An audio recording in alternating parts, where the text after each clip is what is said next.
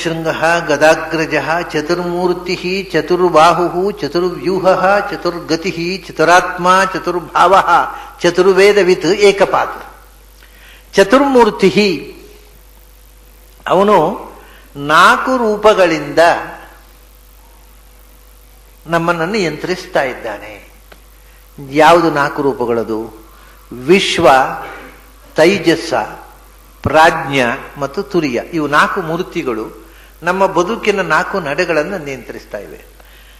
3 ಎಲ್ಲರಿಗೂ ಗೊತ್ತಿರುವಂತಹದ್ದು. ವಿಶ್ವ ಎಚ್ಚರವನ್ನು ನಿಯಂತ್ರಿಸುವ ರೂಪ. ಅದು ಕಣ್ಣಿನ 2 ಕಣ್ಣಿನ ಮಧ್ಯದಲ್ಲಿ ಭ್ರೂವಿನಲ್ಲಿ ಒಂದು ಸ್ಪಿರಿಚುವಲ್ ಸೆಂಟರ್ ಇದೆ. ಅದಕ್ಕೆ ಆಜ್ಞಾಚಕ್ರ ಅಂತ ಕರೀತಾರೆ. ಆ ಸ್ಪಿರಿಚುವಲ್ ಸೆಂಟರು ಅದನ್ನ ಜಾಗೃತಗೊಳಿಸ್ತಕ್ಕಂಥ ಸ್ವಿಚ್ ಇರುವುದು, ಆಜ್ಞಾಚಕ್ರದ ಸ್ವಿಚ್ ಇರುವುದು ಈ ಮಿದುಳಿನ ಕೆಳಗಡೆ. ಅದು ಅದರದ್ದು ಅಂದ್ರೆ ಮಟೀರಿಯಲ್ ಆಸ್ಪೆಕ್ಟ್. ಸ್ವಿಚ್ ಇಲ್ಲಿದ್ರೆ ಅದನ್ನು ಬಲ್ಬ್ ಅಂತ ಇಟ್ಕೊಳ್ತೀವಿ. ಒಟ್ಟೆ ಅದರ ಮಟೀರಿಯಲ್ ಆಸ್ಪೆಕ್ಟ್ ಅಂದ್ರೆ ಪೈನಿಯಲ್ ಗ್ಲ್ಯಾಂಡ್ ಅಂತಾರೆ. ಪೈನಿಯಲ್ ಗ್ಲ್ಯಾಂಡಿಗೂ ಆಜ್ಞಾಚಕ್ರಕ್ಕೂ ಸಂಬಂಧ. ಪೈನಿಯಲ್ ಗ್ಲ್ಯಾಂಡ್ ಇರುವುದು ಇಲ್ಲಿ ಮಿದುಳಿನ ಕೆಳಗಡೆ, ಆಜ್ಞಾಚಕ್ರ ಇರುವುದು ಇಲ್ಲಿ. ಅಂದ್ರೆ ಒಂದು ಸ್ವಿಚ್, ಒಂದು ಲೈಟ್, ಬಲ್ಬ್ ಎಲ್ಲಿದ್ದು ಅಲ್ಲಿ ಸ್ವಿಚ್ ಇರಬೇಕಾಗಿದೆ. ಎಲ್ಲಿಯೂ ಸ್ವಿಚ್ ಇರಬಹುದು. ಸ್ವಿಚ್ ಒಂದು ಕಡೆ, ಬಲ್ಬ್ ಒಂದು ಕಡೆ ಇರುತ್ತೆ. ಹಾಗೆ ಆಜ್ಞಾಚಕ್ರ ಅದು ಬಲಬದಿಯ ಬಲಗಣ್ಣಿಗೆ ಒತ್ತಿಕೊಂಡು ಬಲ ಸೈಡಿನಲ್ಲಿ ಎಚ್ಚರದ ಫಂಕ್ಷನಿಂಗ್ ಸೆಂಟರ್ ಇದೆ. ಅದರಲ್ಲಿ ವಿಶ್ವನಾಮಕನಾದ ಭಗವಂತ ಅಲ್ಲಿ ಕೂತ್ಕೊಂಡು ಎಚ್ಚರವನ್ನು ನಿಯಂತ್ರಿಸ್ತಾನೆ. ಆದ್ದರಿಂದ ಎಚ್ಚರಕ್ಕೆ ಸಂಬಂಧಪಟ್ಟ ರೂಪ ಇಲ್ಲಿ ಇರುವುದರಿಂದ ಎಚ್ಚರಾದಾಗ ಮನುಷ್ಯ ಕಣ್ತೆರೀತಾನೆ, ಎಚ್ಚರ ತಪ್ಪಿದಾಗ ಕಣ್ಣು ಮುಚ್ಚುತ್ತಾನೆ. ಎಚ್ಚರಕ್ಕೂ ಕಣ್ಣಿಗೂ ಸಂಬಂಧ. ಯಾಕೆಂದ್ರೆ ಕಣ್ಣಿಗೆ ತಾಗಿಕೊಂಡು ಆಜ್ಞಾಚಕ್ರದಲ್ಲಿ ಬಲದ ಗಣ್ಣಿಗೆ ಒತ್ತಿ ಆ ಎಚ್ಚರದ ಫಂಕ್ಷನಿಂಗ್ ಸೆಂಟರ್ ಇರುವುದಲ್ಲಿ. ಆದ್ದರಿಂದ ಅದು ಒಂದು. ಎರಡನೇದು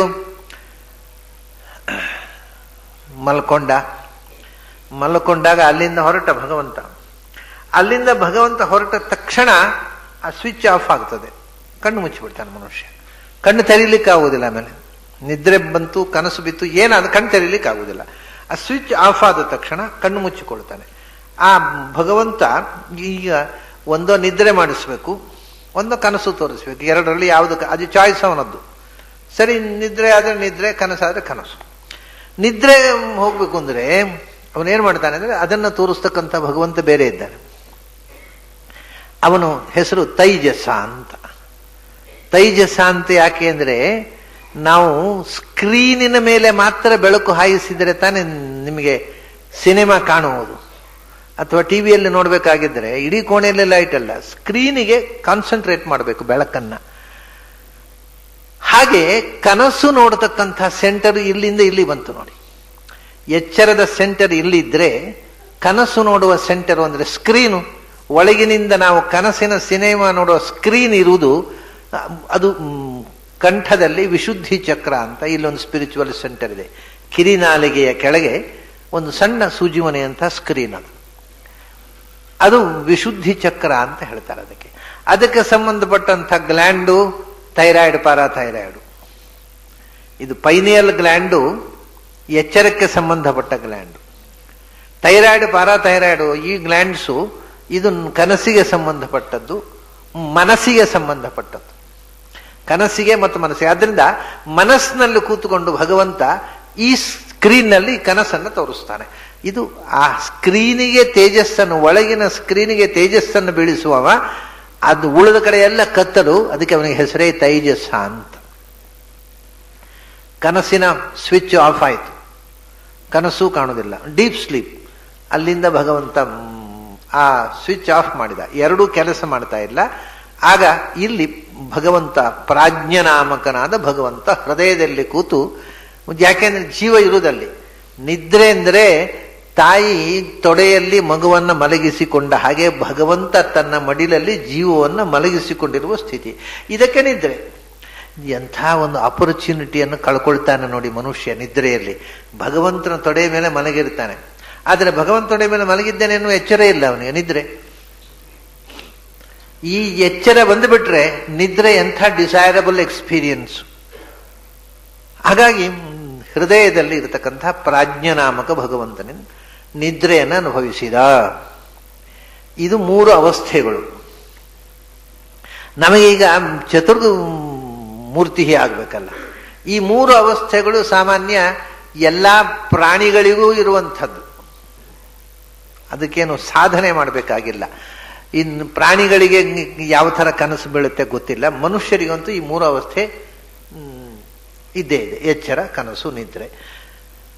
ನಾನು ಮೊನ್ನೆ ಹೇಳಿದೆ, ನಿದ್ರೆ ಇಲ್ಲದ ಬರೇ ಎಚ್ಚರ ಕನಸು ಎರಡೇ ಅನುಭವ ಇರತಕ್ಕಂಥ ಮನುಷ್ಯರು ಇದ್ದಾರೆ. ಅವು ಎಕ್ಸೆಪ್ಷನ್, ಅವು ಬಿಟ್ಟುಬಿಡಿ. ಸಾಮಾನ್ಯವಾಗಿ ಮನುಷ್ಯರಿಗೆ ಈ 3ರದ್ದು ಎಕ್ಸ್ಪೀರಿಯನ್ಸ್ ಇರ್ತದೆ: ಎಚ್ಚರ, ಕನಸು, ನಿದ್ರೆ. ಎಚ್ಚರ, ಕನಸು, ನಿದ್ರೆ. ಈ 3 ಅವಸ್ಥೆಗಳಲ್ಲಿ ಸುತ್ತಾ ಇರ್ತಾನೆ.